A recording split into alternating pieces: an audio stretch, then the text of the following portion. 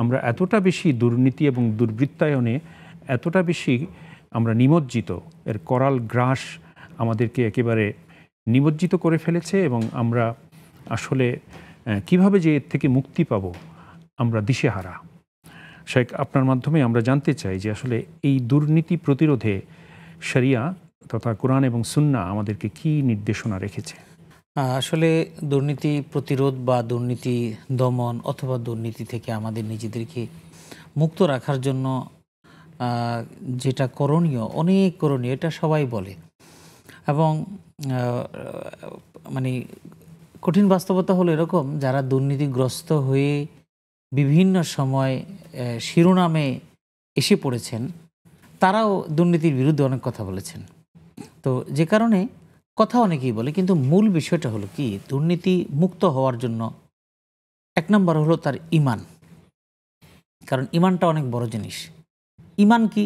আমাদের দেশে ঈমান বলতে আমরা বুঝি যে হ্যাঁ, মরে গেলে আমাকে জবাবদিহি করতে হবে, মালাকুল মাউত আসবে, আমার জান কবজ হবে, দুনিয়া থেকে কিছুই আমি নিয়ে যেতে পারবো না, সব পড়ে থাকবে, তারপরে কিয়ামত হাসর হবে, জান্নাত জাহান্নাম হবে। এই কথাগুলো, মৌলিক কথাগুলো আমরা সবাই মানি এবং মুখেও বলি। আসলে এটাই শুধু ঈমান না। ঈমান এটা মুখে যে বলা, এই বলার পরে আমার অন্তরে এই বিশ্বাসটা পরিপূর্ণভাবে আছে কি না, এটার নাম হলো ঈমান। এখন এই ঈমান থাকলে আমি দুর্নীতি মুক্ত কেমন হব?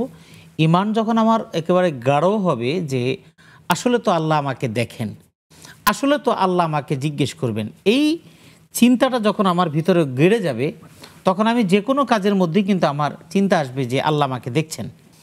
আল্লাহ যখন প্রশ্ন করবেন, তুমি যে তোমার সমুদয় সম্পদ তুমি কোন খাত থেকে উপার্জন করেছ, এই প্রশ্নের জবাব যখন আমি চিন্তা করব, তখন কিন্তু আমার দ্বারা দুর্নীতি করা সম্ভব না।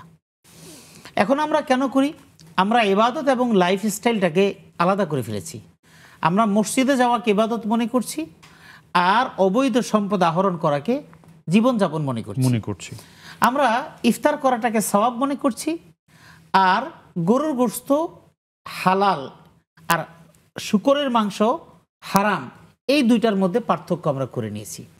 এখন শূকরের গোশতটা আমাদের জন্য হারাম, আল্লাহ প্রদত্ত বিধান, গরুর গোশতটা আল্লাহ প্রদত্ত বিধানে হালাল। কিন্তু আমার টাকাটা যখন অবৈধ হয়, মানুষকে আত্মসাৎ করে, মানুষকে জিম্মি করে, তাদের থেকে যে কোনোভাবে ঠকিয়ে প্রতারণা করে এনে যখন আমি গরুর গোশতটা কিনি, ওই গরুর গোশত আর এই শূকরের গোশতের মধ্যে কোনো পার্থক্য নেই। এটাও হারাম, ওইটাও হারাম। আমি সাহরি খাচ্ছি, এটা আমি মনে করছি একটা সওয়াবের কাজ করছি, কিন্তু সাহরিতে খাওয়ার সময় কথার কথা যদি এখন কেউ নফল রোজা রাখে, গ্রামাঞ্চলে মুরব্বীদেরকে দেখেছি, আমের দিন আসতো তখন আম দুধ দিয়ে ভাত খেত। এখন আম কিনলো, দুধ কিনলো, চিনি কিনলো, যা যা কিনলো খেলো, খুব মজা করে খেলো, কিন্তু টোটালটাই হলো আমার হারামের। এখন যদি সে বলে যে না, আমি ইফতার এবং সাহরির জন্য এটা আমার একদম মাসিক বেতনের টাকা দিয়ে কিনছি, বাঙালি তো আমাদের বুদ্ধিশুদ্ধি ভালো, তা আমি আমার মাসিক বেতন থেকে কিনছি এটা, আর বাকি কি, বাকি ঘর দুয়ার বাড়ি জামা কাপড় এগুলো আমি অন্যগুলি দিয়ে করছি, লাভ নাই। কারণ গুজিয়া বিল হারাম, অর্থাৎ রাসূলের অন্য একটা হাদিস, যে দোয়া করতেছে কবুল হবে কেমনে, তার সবই তো হারামের, কাপড় হারামের, পানীয় হারামের, তার যে রক্ত মাংসগুলো শরীরে হয়েছে এগুলো হারাম মালের। এই চিন্তাটা যদি একজন মানুষের থাকে, তাহলে সে দুর্নীতি করবে না। আর এটা হলো স্বাভাবিক। আর চূড়ান্ত অবস্থা হলো যখন সে চিন্তা করবে যে আমার মাল কোথার থেকে কামাই করেছে, এটা আমার যেমন হিসাব দেওয়া লাগবে। এক দুর্নীতি দমন অথবা সরকারি আইন সংস্থাকারী শুধুমাত্র যদি বলে, তার ফাইলটা একটু নিতে হবে, একটু দেখতে হবে সম্পদের হিসাবটা কি, এটা বললে তো সবাই দেশ ছেড়ে পালিয়ে যায়। তো আল্লাহ রাব্বুল আলামিনের দরবারে তো আর পালানোর সুযোগ নেই। কোথায় পালাবে? আইনাল মাফার, কোথায় তুমি পালাবে? কোথাও জায়গা নেই। তো সেই জায়গায় তো ছেলের নামে, বউয়ের নামে, শালীর নামে, এরকম যার নামে করা হোক না কেন, এখানে তো ৯০০ করানো যায়, আল্লাহর কাছে তো ৯০০ করানো যাবে, সুযোগ নেই। সেই বিশ্বাস, সেই বিশ্বাসটা রাখলে দুর্নীতি অর্ধেক কমবে।